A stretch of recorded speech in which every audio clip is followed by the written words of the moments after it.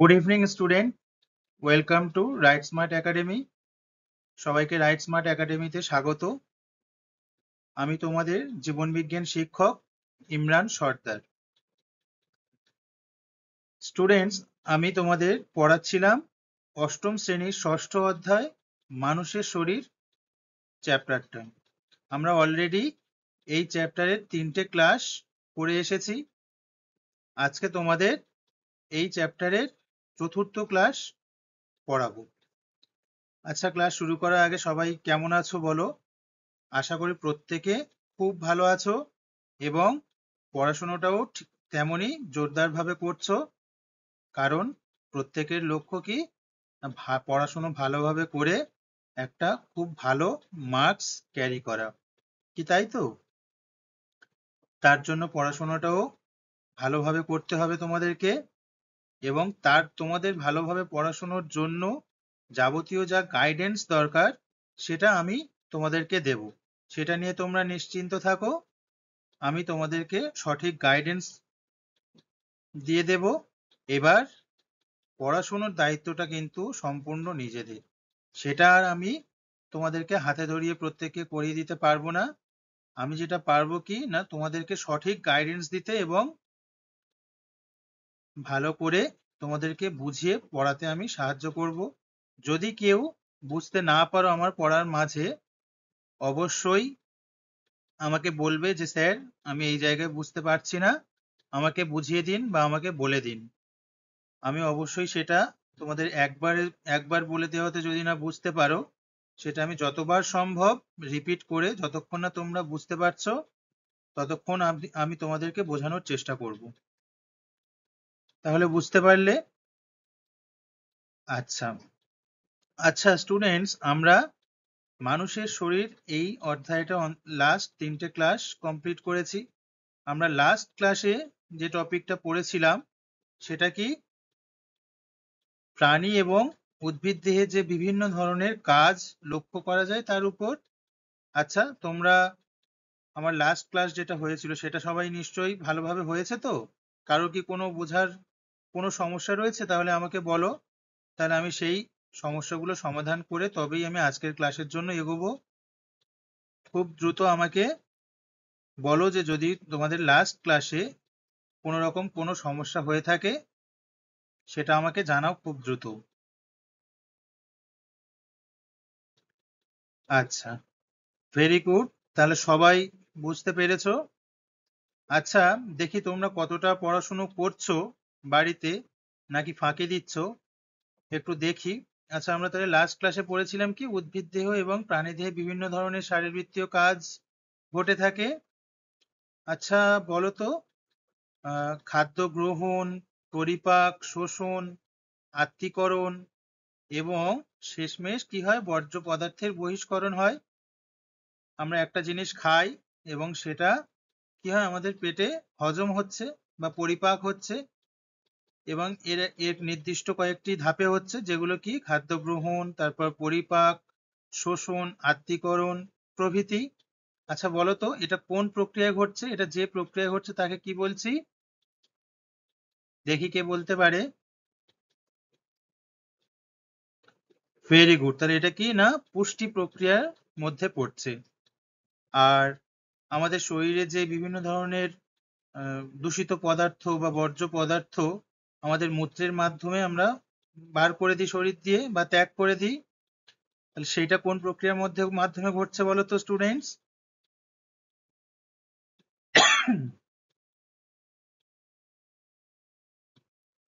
Very good, সেটা কি তাহলে না, রেচন প্রক্রিয়ার মধ্যে পড়ছে।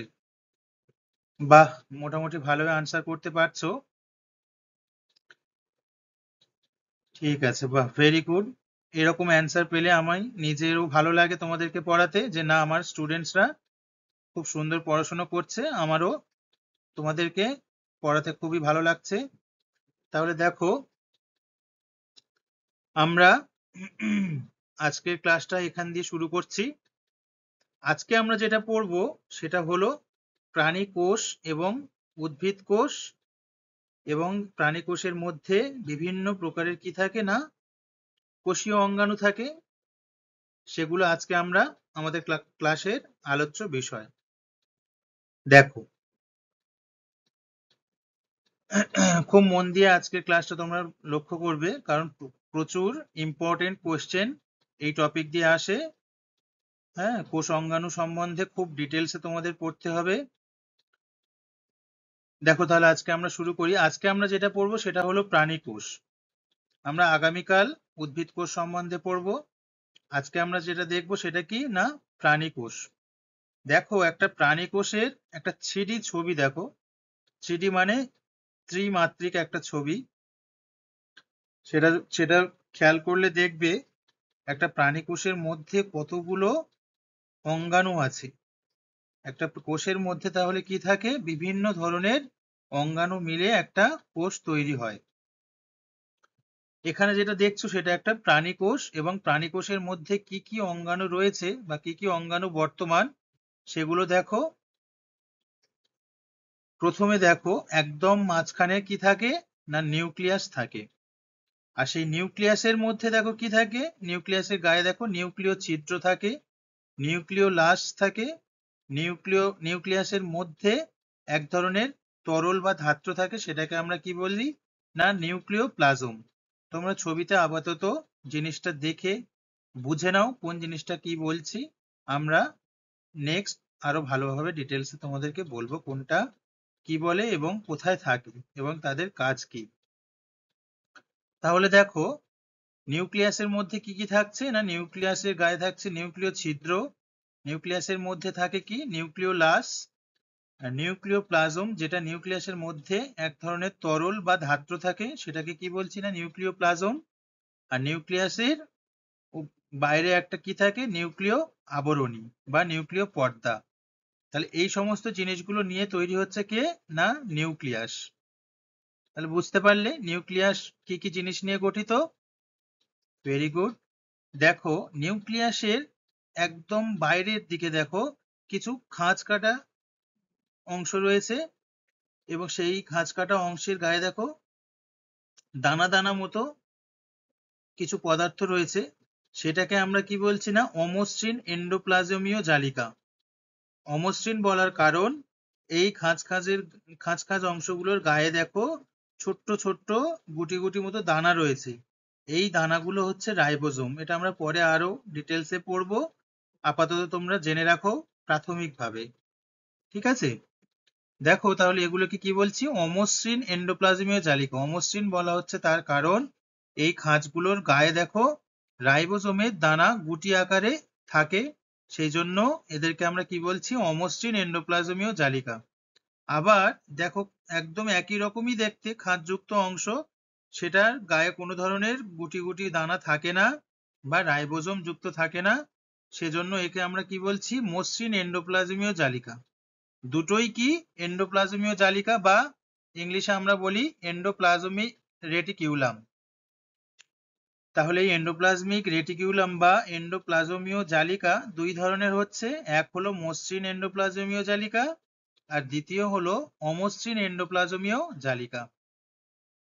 এই যে অমসৃণ এন্ডোপ্লাজমীয় জালিকাতে যে ছোট ছোট রাইবোজোম দানা থাকে, যেগুলো গুটি আকারে লেগে থাকে, তাই এদের গা অমসৃণ হয়, এবং যে জন্য এদেরকে আমরা কি বলছি, অমসৃণ এন্ডোপ্লাজমীয় জালিকা। এই যে রাইবোজোম গুলো এরা কোথায় থাকে না, এরা এই নিউক্লিয়াসের মধ্যে যে নিউক্লিয় ছিদ্র থাকে, নিউক্লিয় ছিদ্রের মাধ্যম ভিতর দিয়ে এই রাইবোজোম বেরিয়ে আসে।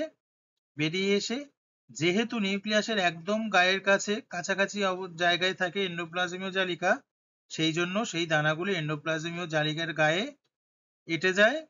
সেই জন্য এখানে এন্ডোপ্লাজমীয় জালিকাকে আমরা কি বলছি না, অমসৃণ এন্ডোপ্লাজমীয় জালিকা। বুঝতে পারলে। আর একদম প্রাণী কোষের বাইরে কি থাকে না, একটা কোষ পর্দা থাকে, একটা আবরণী থাকে, কোষ আবরণী বা কোষ পর্দা থাকে। আর এইরকম প্রাণী কোষের বাইরে দেখো এরকম সুতোর মতো অংশ থাকে, সেগুলোকে আমরা কি বলছি না, সিলিয়াম। এবং এই সিলিয়াম অধিক থাকলে তাদেরকে আমরা কি বলি, সিলিয়া। সরি। দেখো আর কি কি থাকে, দেখো ছোট ছোট গুটি গুটি কিছু দানা আকারের থাকে, সেগুলো হচ্ছে রাইবোজোম। আর একটা থাকে দেখো এর তুলনায় অপেক্ষাকৃত বড় দানার মতো গোলাকার অংশ, সেটাকে আমরা কি বলছি না লাইসোজোম। এটি একটি কোষ অঙ্গাণু। আর একটা দেখো থাকে সেন্ট্রিওল, এই অংশটাকে বলছি কি না সেন্ট্রিওল। আর এখানে দেখো পেরক্সিজম বলে এক ধরনের অংশ থাকে, সেটা কেমন দেখতে হয় দেখো, ছোট আকৃতির গোলাকার দানার মতো। আর একটা দেখো গলগি বডি উপস্থিত, গলগি বডি নামক এক ধরনের কোষ অঙ্গাণু উপস্থিত। আর এই কোষের মধ্যেখানে এক ধরনের তরল পদার্থ থাকে বা ধাত্র থাকে, সেটাকে আমরা কি বলি না সাইটোপ্লাজম। তো কোষের মধ্যে এক ধরনের তরল থাকে, তাকে আমরা কি বলি না সাইটোপ্লাজম। আর একটা কোষীয় অঙ্গাণু দেখো মাইটোকন্ড্রিয়া নামক এক ধরনের কোষীয় অঙ্গাণু থাকে, দেখো অর্ধচন্দ্রাকৃতি বা ডিম্বাকৃতির মতো দেখতে হয়, সেটাকে আমরা কি বলি না মাইটোকন্ড্রিয়া। মাইটোকন্ড্রিয়ার মধ্যে ভাঁজ, এক ধরনের ভাঁজের মতো অবস্থা লক্ষ্য করা যায়। প্রত্যেকটা কোষ অঙ্গাণু সম্পর্কে আমরা ডিটেলসে পড়ব, যতটা তোমাদের প্রয়োজন ততটা আমরা ডিটেলসে পড়ব। আপাতত ছবিতে দেখে নাও কি কি কোষ অঙ্গাণু বর্তমান। তাহলে দেখলে কি কি কোষ অঙ্গাণু রয়েছে, দেখো এরপরে আমরা আরো ডিটেলসে দেখি। প্রাণী কোষের একদম বাইরে তাহলে কি ছিল না কোষ পর্দা উপস্থিত ছিল, যেটা কি করে না কোষকে রক্ষা করে। দেখো সেই কোষ পর্দার ছবি। কোষ পর্দাটা কি নিয়ে গঠিত দেখো, দুটি স্তর নিয়ে গঠিত, যেগুলো হচ্ছে লিপিড স্তর, লিপিড বা ফ্যাট বলে থাকি আমরা। সেই লিপিড স্তর দিয়ে, দুটো লিপিড স্তর দিয়ে গঠিত। আর এইগুলো লিপিড স্তরের মাঝখানে কিছু কিছু অংশে রয়েছে প্রোটিন। ভালো করে ছবিটা খেয়াল করো, তাহলে লিপিড স্তরের মাঝখানে কি আছে না প্রোটিন আছে। একটা কোষ পর্দাকে যদি আমরা ভাগ করে দেখি, ডাইসেক্ট করি বা ভাগ করি, আলাদা করে কেটে যদি দেখি, তাহলে এইরকম আমরা দেখতে পাবো যে দুটো লিপিড স্তর দ্বারা গঠিত এবং সেই লিপিড স্তরের মাঝে কি থাকে না প্রোটিন থাকে। দেখো প্রোটিন ও লিপিডের অণু দিয়ে তৈরি একটি পর্দা কোষকে চারিদিক থেকে ঘিরে রাখে। তাহলে কোষ পর্দা কি নিয়ে গঠিত, প্রোটিন এবং লিপিড অণু দ্বারা গঠিত। এরা কি করে না কোষকে চারিদিক থেকে ঘিরে রাখে। লিপিডের দুটি স্তরের মধ্যে বিভিন্ন ধরনের প্রোটিনের অণু ভাসমান অবস্থায় থাকে। তাহলে কি বলেছিলাম দুটি লিপিড স্তর দ্বারা গঠিত, সেটাই বলছে দেখো লিপিডের দুটি স্তরের মধ্যে বিভিন্ন ধরনের প্রোটিনের অণু ভাসমান অবস্থায় থাকে। বিভিন্ন কোষীয় অঙ্গাণু পর্দার গঠনও এই কোষ পর্দার মতোই হয়। তাহলে কি বলছে, বিভিন্ন কোষীয় অঙ্গাণুর পর্দার গঠন এই কোষ পর্দার গঠনের মতোই হয়। আবার ব্যতিক্রমও আছে, ব্যতিক্রম আমরা পরে পড়ব। ঠিক আছে, তাহলে বুঝতে পারলে কোষ পর্দা কেমন দেখতে হয় এবং কোষ পর্দা কি কি জিনিস নিয়ে গঠিত। তাহলে কি নিয়ে, কোষ পর্দা দুটি লিপিড স্তর দ্বারা গঠিত এবং এই লিপিড স্তরের মধ্যে কি থাকে না প্রোটিন অণু ভাসমান অবস্থায় থাকে। এরপরে আমরা দেখেছিলাম না একটা সাইটোপ্লাজম বলে এক ধরনের জিনিস রয়েছে, সেটা কি না কোষের মধ্যে এক ধরনের তরল পদার্থ থাকে, সেটাকেই আমরা সাইটোপ্লাজম বলছি, যেখানে বিভিন্ন ধরনের কোষ অঙ্গাণুগুলি উপস্থিত থাকে। দেখো সেটাই আমরা দেখব, কোষের ভেতরকার জেলির মতো অর্ধ তরল পদার্থ, যার মধ্যে বিভিন্ন কোষীয় অঙ্গাণুগুলি কি থাকে না ভাসমান অবস্থায় থাকে। তাহলে সাইটোপ্লাজমটা আমরা পড়েছিলাম কি না তরলের মতো, সেটা কেমন এক্স্যাক্টলি, সেটা হচ্ছে জেলির মতো অর্ধ তরল পদার্থ, একদম তরল নয়, কি সেটা না অর্ধ তরল পদার্থ। জেলি যেমন থকথকে পদার্থ হয়, পুরোপুরি জলের মতো তরল নয়, ঠিক তেমনি জেলির মতো অর্ধ তরল পদার্থ, যার মধ্যে কি হয় কোষীয় অঙ্গাণুগুলি ভাসমান অবস্থায় থাকে। দেখো বিভিন্ন শারীরবৃত্তীয় প্রক্রিয়া চালানোর জন্য যে সমস্ত রাসায়নিক বিক্রিয়া ঘটানোর দরকার হয় তার অধিকাংশই সাইটোপ্লাজমে সম্পন্ন হয়। তাহলে আমাদের শরীরে বিভিন্ন ধরনের যে শারীরবৃত্তীয় কাজ চলে, সেই শারীরবৃত্তীয় প্রক্রিয়া চালানোর জন্য যে সমস্ত রাসায়নিক বিক্রিয়া ঘটানোর দরকার হয়, সেটা তাহলে কোথায় সম্পন্ন হয় না তার অধিকাংশই কোথায় সম্পন্ন হচ্ছে না সাইটোপ্লাজমে। বুঝতে পারলে তাহলে সবাই? চলো এরপরে দেখো একটা গুরুত্বপূর্ণ অংশ, যেটা হলো কি না নিউক্লিয়াস। দেখো একটা নিউক্লিয়াসের একটা ছবিটা আগে দেখে নাও। একটা নিউক্লিয়াস কি কি জিনিস দ্বারা গঠিত। একটা নিউক্লিয়াসের উপরে কি থাকে না নিউক্লিয় পর্দা থাকে, আমরা দেখেছিলাম। তাকে আমরা কি বলছি নিউক্লিয়ার মেমব্রেন। আর এই নিউক্লিয়াসের গায়ে কি থাকে না নিউক্লিয়ার রন্ধ্র বা নিউক্লিয় ছিদ্র থাকে। সেই ছিদ্র দ্বারা আমরা কি বলেছিলাম রাইবোজোম বেরিয়ে আসে।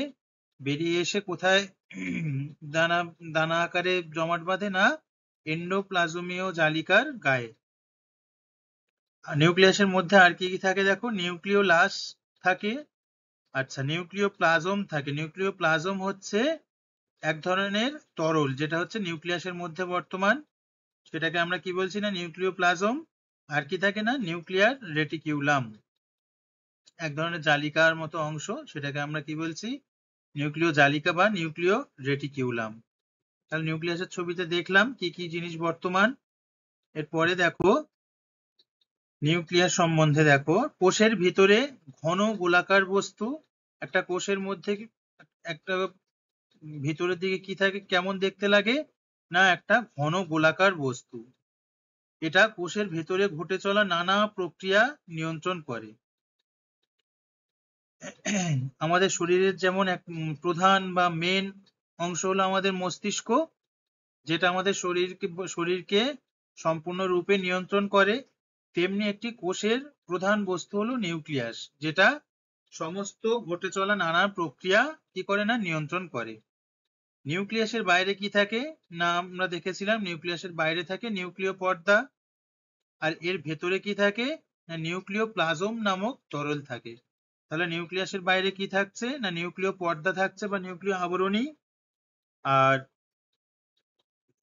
নিউক্লিয়াসের ভেতরে এক ধরনের তরল পদার্থ থাকে, তাকে আমরা কি বলছি না নিউক্লিয় প্লাজম।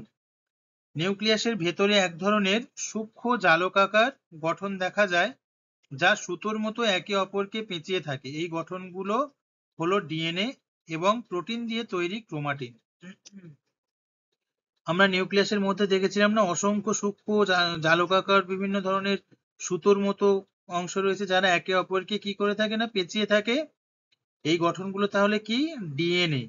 ডিএনএ এর ফুল ফর্ম কি deoxy ribo nucleic acid. DNA এবং প্রোটিন দিয়ে তৈরি কি না ক্রোমাটিন। তাহলে ওই জিনিসগুলো কি বোঝা গেল ডিএনএ এবং ক্রোমাটিন। আর ক্রোমাটিন কি দিয়ে তৈরি না প্রোটিন দিয়ে। ডিএনএ হলো এক ধরনের বৃহৎ জৈব অণু। তাহলে ডিএনএ কি, ডিএনএ এর ফুল ফর্মটা তোমরা অবশ্যই মুখস্থ করবে, যেটা হলো কি না ডিঅক্সি রাইবো নিউক্লিক অ্যাসিড। তাহলে ডিএনএ কি এক ধরনের বৃহৎ জৈব অণু। আর ক্রোমাটিন নিউক্লিয়াসের মধ্যে পরিস্থিতি অনুসারে গোটানো বা আংশিক খোলা অবস্থায় থাকে। তাহলে কি বলছে নিউক্লিয়াসের মধ্যে পরিস্থিতি অনুযায়ী ক্রোমাটিন কি হয় হয় গোটানো থাকে, না হলে আংশিক খোলা অবস্থায় থাকে। এগুলো তুমি জেনে রাখো। আংশিক খোলা অবস্থায় সেটিকে সুতোর জালের মতো দেখায়, তখন একে ক্রোমাটিন জালিকা বলা হয়। তাহলে কি বলছে আংশিক খোলা অবস্থায় এদের কেমন দেখতে লাগে সুতোর জালের মতো দেখায়, তখন এদেরকে কি বলা হয় ক্রোমাটিন জালিকা। তাহলে বুঝতে পারলে নিউক্লিয়াসের মধ্যে কি কি রয়েছে। নিউক্লিয় পর্দা রয়েছে নিউক্লিয়াসের বাইরে, এবং নিউক্লিয়াসের মধ্যে যে তরল থাকে তাকে আমরা কি বলছি না নিউক্লিয় প্লাজম। আর যে সুতোর মতো অংশগুলো থাকে সেটা কি কি জিনিস দিয়ে তৈরি না ডিএনএ এবং প্রোটিন দিয়ে তৈরি ক্রোমাটিন। আচ্ছা এবার দেখো এই যে ডিএনএ এবং প্রোটিনের গোটানো গঠনগুলোকে আমরা কি বলছি ক্রোমোজোম বলছি। তাহলে একটা ক্রোমোজোম কি নিয়ে গঠিত হচ্ছে ডিএনএ এবং এই প্রোটিনের গোটানো গঠনগুলিকে, ডিএনএ এবং ক্রোমাটিন গুলিকে আমরা কি বলছি না ক্রোমোজোম। এটা মনে রাখবে ক্রোমোজোম কি নিয়ে গঠিত ডিএনএ এবং ক্রোমাটিন নিয়ে গঠিত, তাহলে কি না ক্রোমোজোম। খোলা অবস্থায় ডিএনএ অণুর বিশেষ বিশেষ অংশ প্রোটিন তৈরির সংকেত হিসেবে কাজ করে। তাহলে কি বলছে দেখো খোলা অবস্থায় ডিএনএ অণুর বিশেষ বিশেষ অংশ প্রোটিন তৈরির সংকেত হিসেবে কাজ করে। বুঝতে পারলে তাহলে এর ফলে কি হচ্ছে, জীবের বৈশিষ্ট্যের প্রকাশ ঘটে। এই অংশগুলির প্রত্যেকটিকে এক একটি জিন বলা হয়। তাহলে জিন কাদেরকে বলা হচ্ছে ভালো করে দেখো। খোলা অবস্থায় ডিএনএ অণুর বিশেষ বিশেষ অংশ কি হিসেবে কাজ করে, না প্রোটিন তৈরির সংকেত হিসেবে কাজ করে। এর ফলে জীবের বৈশিষ্ট্যের প্রকাশ ঘটে। এই অংশগুলোর প্রত্যেকটিকে এক একটি জিন বলা হয়। তাহলে বুঝতে পারলে যে ডিএনএ অণুর বিশেষ বিশেষ অংশগুলি প্রোটিন তৈরির সংকেত হিসেবে কাজ করছে, তাহলে তাদেরকে কি বলছি, না জিন। পিতা মাতা থেকে তাদের সন্তানদের মধ্যে বংশগত বৈশিষ্ট্য এই জিনের মাধ্যমে বাহিত হয়। তাহলে জিন কতটা গুরুত্বপূর্ণ দেখো। এই জিনের দ্বারা কি হচ্ছে, না তুমি তোমার বাবা মার পরে তুমি, তোমার বাবা মার প্রজন্মের পরে কি হয়, না নেক্সট জেনারেশন হলো তুমি। তো এবার তোমার পরে নেক্সট জেনারেশন, তোমার পরে যারা আসবে তারা, এবার তোমার সাথে নিশ্চয়ই তোমার বাবা মার কিছু মিল বা কিছু গুণ থাকে। সেইগুলোই হচ্ছে কি, না জিনগত বৈশিষ্ট্য বা বংশগত বৈশিষ্ট্য। এবং সেই বংশগত বৈশিষ্ট্যগুলি আনার কাজটি কি করে, না এই জিনেরা করে। বুঝতে পারলে? আচ্ছা দেখো, নিউক্লিয়াসের মধ্যে একটি ঘন গোলাকার অংশ দেখা যায় যেখানে রাইবোজোম তৈরি হয়। তাহলে রাইবোজোম কোথায় তৈরি হচ্ছে আমরা দেখছিলাম না, নিউক্লিয়াসের মধ্যে কি উপস্থিত থাকে, একটা গোলাকার অংশ, সেটাকে কি বলছিলাম না, নিউক্লিওলাস। এই নিউক্লিওলাসের মধ্যে কি হচ্ছে, তাহলে রাইবোজোম তৈরি হচ্ছে। এবং সেই রাইবোজোম কোথা দিয়ে বেরিয়ে আসছে, নিউক্লিয় ছিদ্র দিয়ে বেরিয়ে আসছে। বেরিয়ে এসে কোথায় থাকছে, না এন্ডোপ্লাজমিক রেটিকিউলাম, অমসৃণ এন্ডোপ্লাজমিক রেটিকিউলামের গায়ে এরা এসে বসে। যার জন্য আমরা সেই এন্ডোপ্লাজমীয় জালিকাকে কি বলছিলাম, না অমসৃণ এন্ডোপ্লাজমীয় জালিকা। তাহলে বুঝতে পারলে নিউক্লিয়াসের মধ্যে একটা গোলাকার অংশ থাকে, সেটাকে আমরা কি বলছি, না নিউক্লিওলাস। যার মধ্যে কি তৈরি হয়, না রাইবোজোম, কোষীয় অঙ্গাণু তৈরি হয়। বুঝতে পারলে? চলো দেখো, প্রত্যেক প্রজাতিভুক্ত জীবের ক্রোমোজোম সংখ্যা নির্দিষ্ট। এই প্রজাতি কি, প্রজাতি হলো এক একটা প্রজাতি কিন্তু এক এক ধরনের হয়। ধরো উদাহরণ দিলে তোমরা বুঝতে পারবে। আমরা হলাম কি, না মানুষ। তাহলে মানুষও এক ধরনের প্রজাতি। আচ্ছা, বাঘ, হরিণ, বিড়াল, ছাগল, এগুলো প্রত্যেকটা আলাদা আলাদা প্রজাতি আমরা বলি না? প্রত্যেকটা কি, না আলাদা আলাদা প্রজাতি। প্রত্যেকটা নিশ্চয়ই একই নয়। বাঘ আর বিড়ালকে নিশ্চয়ই একই প্রজাতি বলা যাবে না। বাঘের প্রজাতি আলাদা, বিড়ালের প্রজাতি আলাদা। তাহলে আমাদের পরিবেশে বিভিন্ন ধরনের প্রজাতিযুক্ত জীবের বর্তমান। সেটা কি বলছে, প্রত্যেক প্রজাতিভুক্ত জীবের যে ক্রোমোজোম সংখ্যা সেটা হলো নির্দিষ্ট। আমরা একটু আগে পড়লাম না, ক্রোমোজোম কি নিয়ে গঠিত, না ডিএনএ এবং প্রোটিন দ্বারা গঠিত। যে ক্রোমাটিন রয়েছে সেই জিনিসগুলো নিয়ে তারা কি গঠিত, ডিএনএ গঠিত, এই সরি ক্রোমোজোম গঠিত। সেটাই বলছে প্রত্যেক প্রজাতিভুক্ত জীবের ক্রোমোজোম সংখ্যা কি হয়, না নির্দিষ্ট হয়। বাঘ প্রজাতির এক ধরনের ক্রোমোজোম সংখ্যা থাকে, আবার বিড়াল প্রজাতির শরীরে এক ধরনের ক্রোমোজোম সংখ্যা থাকে। একজন স্বাভাবিক মানুষের দেহকোষের নিউক্লিয়াসে ক্রোমোজোম সংখ্যা হলো 46। একটা স্বাভাবিক মানুষের ক্ষেত্রে তাহলে কি হয়, একটা স্বাভাবিক মানুষের দেহকোষের নিউক্লিয়াসে ক্রোমোজোম সংখ্যা কত হয়, না 46 বা 23 জোড়া। বুঝতে পারলে? এবার দেখো, এটা খুবই ইম্পর্টেন্ট, মনে রাখবে। পরীক্ষায় সব বেশিরভাগ কোশ্চেন আসার সম্ভাবনা থাকে এইটা দিয়ে, যে আমাদের একটা স্বাভাবিক মানুষের নিউক্লিয়াসে ক্রোমোজোম সংখ্যা কত। সেখানে এরকম জোড়া দিয়ে দিতে পারে, যে 22 জোড়া, 23 জোড়া, বা সংখ্যাতেও দিতে পারে 46, 50, 48 এরকম করে। তোমাকে এটা জানতে হবে যে, না একটা স্বাভাবিক মানুষের দেহকোষের নিউক্লিয়াসের ক্রোমোজোম সংখ্যা কত, না 46টি বা 23 জোড়া। ক্রোমোজোম সংখ্যা বা গঠন দেখেই আমরা এক প্রজাতি থেকে অন্য প্রজাতিভুক্ত জীবকে আলাদা করতে পারি। আমরা ক্রোমোজোম সংখ্যা বা ক্রোমোজোমের গঠন দেখলেই আমরা কি বলতে পারি, না এই প্রজাতি অন্য প্রজাতির থেকে আলাদা, বা আমরা এক প্রজাতি থেকে অন্য প্রজাতিভুক্ত জীবকে আলাদা করতে পারি, তাহলে কি হিসাবে? ক্রোমোজোম সংখ্যা বা তার ক্রোমোজোমের গঠন দেখে। তাহলে বুঝতে পারলে? আচ্ছা বলো স্টুডেন্টস, এই অবধি তোমরা কারা বুঝতে পারোনি বা কোন জায়গায় তোমাদের বোঝার অসুবিধা হয়েছে আমাকে বলো। যদি কোনো ধরনের অসুবিধা থেকে থাকে তাহলে আমাকে বলো, আমি সেটা সলভ করে নেক্সট টপিকে যাব। বুঝতে পেরেছো কি সবাই? চলো, ভেরি গুড। তাহলে আমরা নেক্সট টপিকে যাই। দেখো কি বলছে, বহুকোষী জীবের নিউক্লিয়াসের মতো নিউক্লিয়াস ব্যাকটেরিয়া কোষে থাকে না। বহুকোষী জীব মানে কে? এই মানুষ, বাঘ, ঘোড়া, এগুলো কারা? এগুলোর দেহে এরা হচ্ছে কি না বহুকোষী। বহুকোষী মানে যাদের দেহে একের অধিক কোষ বর্তমান, তাদেরকে আমরা বহুকোষী জীব বলি। তেমন কি বলছে দেখো, বহুকোষী জীবের নিউক্লিয়াসের মতো নিউক্লিয়াস ব্যাকটেরিয়ার কোষে থাকে না।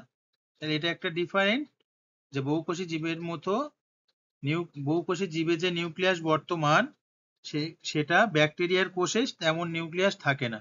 ব্যাকটেরিয়া কোষে কি উপস্থিত থাকে না? দেখো, নিউক্লিয় পর্দা ও নিউক্লিয় জালিকা থাকে না। একটা বহুকোষী জীবের নিউক্লিয়াসে নিউক্লিয় পর্দা থাকে, নিউক্লিয় জালিকা থাকে, কিন্তু ব্যাকটেরিয়ার কোষে কি থাকে না? নিউক্লিয় পর্দা ও নিউক্লিয় জালিকা থাকে না। তার ফলে কি বলতে পারি, যে বহুকোষী জীবের দেহে যে নিউক্লিয়াস থাকে সে তেমন নিউক্লিয়াস ব্যাকটেরিয়ার কোষে থাকে না। ব্যাকটেরিয়া, সায়ানোব্যাকটেরিয়া প্রভৃতির মতো পর্দাবিহীন নিউক্লিয় বস্তুযুক্ত কোষকে তাহলে কি বলছি? প্রোক্যারিওটিক কোষ। এই প্রোক্যারিওটিক কোষ এবং আর একটা দেখো, অধিকাংশ উদ্ভিদ ও প্রাণী কোষের নিউক্লিয়াসে পর্দা ও নিউক্লিয় জালিকা দেখা যায়। এই ধরনের কোষকে আমরা কি বলছি? ইউক্যারিওটিক কোষ। এই প্রোক্যারিওটিক কোষ এবং ইউক্যারিওটিক কোষ সম্পর্কে আমরা আরো ডিটেলসে পড়বো যখন আমরা ব্যাকটেরিয়া চ্যাপ্টার নিয়ে আলোচনা করব। হ্যাঁ, তো পরবর্তী ক্লাসে আমরা আরো ডিটেলস আলোচনা করব। আপাতত এটুকু জেনে রাখো, এই প্রোক্যারিওটিক কোষ মানে আমরা বলতে পারি আদি কোষ, বা আদি মানে কি? পুরানো, আদি কোষ। আর ইউক্যারিওটিক কোষকে আমরা কি বলি না? আদর্শ কোষ। একটা আদর্শ কোষ মানে একটা আদর্শ কথা যেখানে যুক্ত থাকবে তার মধ্যে, সেটা মানে বুঝতে হবে যে তার মধ্যে সমস্ত গুণ বর্তমান, তাই তো? দেখো, সায়ানোব্যাকটেরিয়া বা ব্যাকটেরিয়ার মতো পর্দাবিহীন নিউক্লিয় বস্তুযুক্ত কোষকে তাহলে আমরা কি বলছি? প্রোক্যারিওটিক কোষ। তাহলে প্রোক্যারিওটিক কোষ কাদেরকে বলছি? যাদের মধ্যে কি নিউক্লিয় পর্দা, নিউক্লিয় জালিকা থাকে না, তাদেরকে আমরা কি বলছি? প্রোক্যারিওটিক কোষ বা আদি কোষ। আর অধিকাংশ উদ্ভিদ ও প্রাণী কোষে কি থাকে? নিউক্লিয়াসে পর্দা ও নিউক্লিয় জালিকা বর্তমান থাকে। এই ধরনের কোষকে তাহলে আমরা কি বলছি? ইউক্যারিওটিক কোষ বা আদর্শ কোষ। তাহলে বুঝতে পারলে প্রোক্যারিওটিক কোষ এবং ইউক্যারিওটিক কোষ কাদেরকে বলছি। আরো একবার আমি বলে দিচ্ছি, প্রোক্যারিওটিক কোষে নিউক্লিয় পর্দা এবং নিউক্লিয় জালিকা অনুপস্থিত থাকে, এবং সেই ধরনের কিছু উদাহরণ কি না? ব্যাকটেরিয়া এবং সায়ানোব্যাকটেরিয়া, যাদের নিউক্লিয়াসে নিউক্লিয় পর্দা এবং নিউক্লিয় জালিকা থাকে না। তাহলে এদেরকে কি এদের কোষকে কি বলছি না? প্রোক্যারিওটিক কোষ। আর অধিকাংশ উদ্ভিদ এবং প্রাণী কোষে নিউক্লিয়াসে কি থাকে না? নিউক্লিয় পর্দা ও নিউক্লিয় জালিকা বর্তমান। তাই এই ধরনের কোষকে আমরা কি বলি না? ইউক্যারিওটিক কোষ। বুঝতে পারলে আশা করি। চলো, এবার দেখো কোষ অঙ্গাণু। একটা কোষের মধ্যে বিভিন্ন ধরনের কোষ অঙ্গাণু ছিল, বর্তমান ছিল, আমরা দেখেছিলাম। সেটা নিয়েই আমরা পড়বো। দেখো, কোষের সাইটোপ্লাজমে ছড়িয়ে ছিটিয়ে থাকা বিভিন্ন ধরনের সূক্ষ্ম গঠনকে অঙ্গাণু বলা হয়। তাহলে অঙ্গাণু কাকে বলছি? না, কোষের সাইটোপ্লাজমে ছড়িয়ে ছিটিয়ে থাকা বিভিন্ন ধরনের সূক্ষ্ম গঠনকে। অনেক ধরনের সূক্ষ্ম গঠন দেখছিলাম না কোষের, প্রাণী কোষের যে ত্রিমাত্রিক ছবি দেখছিলাম, তার ভিতরে অনেক ধরনের ছোট ছোট বড় বিভিন্ন ধরনের সূক্ষ্ম গঠন আমরা পরিলক্ষিত করছিলাম। তাহলে সেটাকে আমরা কি বলছি না? অঙ্গাণু। এরা একত্রেও নানা ধরনের শারীরবৃত্তীয় কাজে অংশগ্রহণ করে। এই যে অঙ্গাণুগুলো রয়েছে, এরা কি করে না? একত্রেও নানা ধরনের শারীরবৃত্তীয় কাজে অংশগ্রহণ করে। আমাদের শরীরে যে শারীরবৃত্তীয় কাজ হয়ে থাকে তাহলে সেক্ষেত্রে এই বিভিন্ন ধরনের কোষাঙ্গাণু একত্রে অংশগ্রহণ করে। তাহলে কি কি শারীরবৃত্তীয় কাজ আমরা দেখেছিলাম না, খাদ্যবস্তুর পরিপাক, ভাঙন ও শক্তি উৎপাদন, প্রোটিন উৎপাদন, পরিবহন, সঞ্চয় ও ক্ষরণ, কোষ বিভাজন, খাদ্য ও বর্জ্য পদার্থ সঞ্চয়, প্রতিরক্ষা প্রদান ইত্যাদি। তাহলে এই ধরনের যে শারীরবৃত্তীয় কাজ আমাদের শরীরে ঘটে সেগুলো এই কোষাঙ্গাণুগুলি একত্রেও অংশগ্রহণ করে। তাহলে বোঝা গেল। দেখো এবার আমরা একটা একটা কোষাঙ্গাণু সম্বন্ধে পড়ব। তেমনি একটা কোষাঙ্গাণু কি না, মাইটোকন্ড্রিয়া। এটা একটা খুবই গুরুত্বপূর্ণ কোষাঙ্গাণু। দেখো কেমন দেখতে হয়, গোলাকার, ডিম্বাকার বা রডের মতো দেখতে, একদম নির্দিষ্ট শেপ বা আকৃতির হয় না। কখনো এদের গোলাকার বা কখনো ডিম্বাকার বা কখনো রড শেপের মতো এদের দেখতে হয়। এর ধাত্রের মধ্যে নানা ধরনের, ধাত্র মানে হচ্ছে তরল, হ্যাঁ, এর ধাত্রের মধ্যে নানা ধরনের উৎসেচক, রাইবোজোম ও নিউক্লিক অ্যাসিড থাকে। তাহলে কি এটা একটা নিচে একটা ছবি রয়েছে, দেখো একটা মাইটোকন্ড্রিয়াকে হাফ করে আমরা দেখাচ্ছি। আমরা দেখতে পাচ্ছি কি, দেখো এর ধাত্রের মধ্যে কি থাকে, যে নানা ধরনের উৎসেচক, রাইবোজোম এবং নিউক্লিক অ্যাসিড। নিউক্লিক অ্যাসিড মানে কি, ডিএনএ এবং আরএনএ। ডিএনএ মানে কি পড়েছিলাম আমরা, ডিঅক্সি রাইবো নিউক্লিক অ্যাসিড, আর আরএনএ হলো রাইবো নিউক্লিক অ্যাসিড। দেখো ছবিটাতে ভালো করে, একটা মাইটোকন্ড্রিয়ার ছবি। মাইটোকন্ড্রিয়ার বাইরের অংশটাকে আমরা কি বলছি, বহিস্থ প্রকোষ্ঠ। আর মাইটোকন্ড্রিয়ার মধ্যে এক ধরনের ভাঁজ আকারের কিছু জিনিস রয়েছে, সেগুলোকে আমরা কি বলছি, হ্যাঁ, ক্রিস্টি। ভাঁজ হয়ে এক ধরনের আকৃতি গঠন করেছে, সেগুলোকে আমরা কি বলছি না, ক্রিস্টি। আর মাইটোকন্ড্রিয়ার মধ্যে যে ধাত্র বা তরলটা রয়েছে তাকে আমরা কি বলছি না, ম্যাট্রিক্স। দেখো আর একটা কি রয়েছে, দেখো ডিএনএ এবং যে সুতোর মতো অংশগুলি রয়েছে সেগুলো হচ্ছে কি না, ডিএনএ। আর দেখো যে দানাদার অংশগুলি রয়েছে সেগুলোকে আমরা কি বলছি না, রাইবোজোম। এরা খাদ্যের পরিপোষক কারা না, glucose, amino acid, fatty acid ইত্যাদি। এই খাদ্যের পরিপোষককে ভেঙে শক্তি নির্গত করে। তাহলে কি হয়, দেখো মাইটোকন্ড্রিয়াতে glucose, amino acid, fatty acid এদেরকে ভেঙে কি করে না, শক্তি নির্গত করে বা শক্তি উৎপন্ন করে। সেই জন্য আমরা মাইটোকন্ড্রিয়াকে কোষের শক্তিঘরও বলি। তাহলে মাইটোকন্ড্রিয়া এটা খুবই ইম্পর্টেন্ট। মাইটোকন্ড্রিয়াকে তাহলে আমরা কি বলছি না, কোষের শক্তিঘর। কেন? কারণ mitochondria glucose, amino acid, fatty acid প্রভৃতি খাদ্যের পরিপোষককে ভেঙে তার থেকে কি করে না, শক্তি নির্গত করে বা শক্তি উৎপন্ন করে। শক্তি উৎপন্ন করে বলেই আমরা মাইটোকন্ড্রিয়াকে কি বলি না, কোষের শক্তিঘর। এরা দুটি প্লাজমা পর্দা দিয়ে ঘেরা কোষীয় অঙ্গাণু। এরা তাহলে কি না, দুটি প্লাজমা পর্দা দ্বারা ঘেরা থাকে এক ধরনের কোষীয় অঙ্গাণু। দেখো অন্তঃস্থ ঝিল্লি এবং বহিঃস্থ ঝিল্লি। ঝিল্লি মানে পর্দা, হ্যাঁ, ঝিল্লি মানে কি না, পর্দা। তাহলে এরা কি, দুটি প্লাজমা পর্দা দিয়ে ঘেরা থাকে। অন্তঃপর্দা ভাঁজ হয়ে ক্রিস্টি গঠন করে। তাহলে অন্তঃপর্দা ভাঁজ হয়ে, আমি বললাম না এক্ষুনি, একটা ভাঁজ আকারের আকৃতি গঠন হয়। সেটা কি না, দুটি প্লাজমা পর্দা দ্বারা গঠিত। একটা হলো অন্তঃস্থ পর্দা আর একটা হলো বহিঃস্থ পর্দা। সেই অন্তঃস্থ পর্দাটা দেখো ভাঁজ হয়ে ক্রিস্টি গঠন করে। তাহলে সেই ভাঁজ হয়ে যে আকৃতিটা গঠন করেছে তাকে আমরা কি বলছি না, ক্রিস্টি। মাইটোকন্ড্রিয়া শক্তি নির্গমন প্রক্রিয়ায় অংশ নেয়, তাই কি বলছি, মাইটোকন্ড্রিয়াকে কোষের শক্তিঘর বলছি। এটা তো আমরা জানলাম, মাইটোকন্ড্রিয়াতে কোষে এই শক্তি নির্গমন হয়, সেই জন্য কি বলছি মাইটোকন্ড্রিয়াকে না, কোষের শক্তিঘর। এটা খুবই ইম্পর্টেন্ট, মনে রাখবে অবশ্যই। কোন কোশ্চেন আসতেই পারে যে কোন কোষীয় অঙ্গাণুকে আমরা কোষের শক্তিঘর বলি। তাহলে সেক্ষেত্রে আনসার কি হবে না, মাইটোকন্ড্রিয়া। দেখো এরপরে আমরা দেখবো কি না, এন্ডোপ্লাজমীয় জালিকা।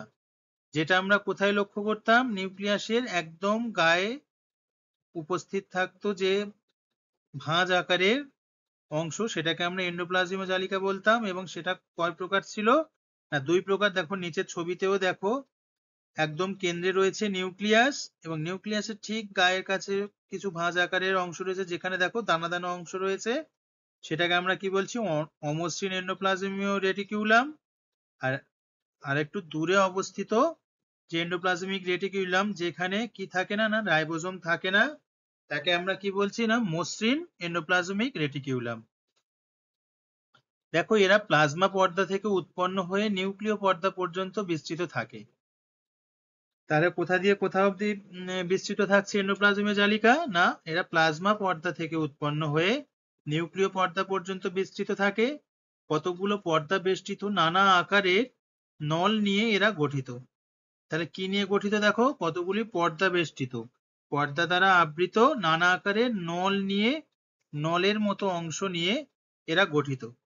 এরা সাইটোপ্লাজমকে কতগুলো অসম্পূর্ণ প্রকোষ্ঠে ভাগ করে কোনো কোনো পর্দার বাইরের দিকে প্রোটিন সংশ্লেষকারী রাইবোজোম যুক্ত থাকে, তাই এদের অমসৃণ দেখায়। দেখো এরা তাহলে কি করছে? এরা সাইটোপ্লাজমকে কতগুলি অসম্পূর্ণ প্রকোষ্ঠে ভাগ করছে। যেহেতু এরা বিভিন্ন নলের মতো অংশ নিয়ে গঠিত, তাই কি করছে? এরা সাইটোপ্লাজমকে কতগুলি অসম্পূর্ণ প্রকোষ্ঠে ভাগ করে। কোনো কোনো পর্দার বাইরের দিকে প্রোটিন সংশ্লেষকারী রাইবোজোম যুক্ত থাকে, তাদেরকে কি বলি? না অমসৃণ এন্ডোপ্লাজমিক রেটিকিউলাম। আর কোন পর্দার বাইরের দিকে রাইবোপ্লাজম না থাকায় সেগুলো কি হয়? মসৃণ হয়, তাই তাদেরকে আমরা কি বলছি? না মসৃণ এন্ডোপ্লাজমীয় জালিকা। বিভিন্ন কোষীয় বস্তুর সংশ্লেষ, পরিবহন ও সঞ্চয়ে এই অঙ্গাণু অংশগ্রহণ করে। তাহলে এদের কাজ কি? বিভিন্ন কোষীয় যে বস্তু রয়েছে তাদের সংশ্লেষ,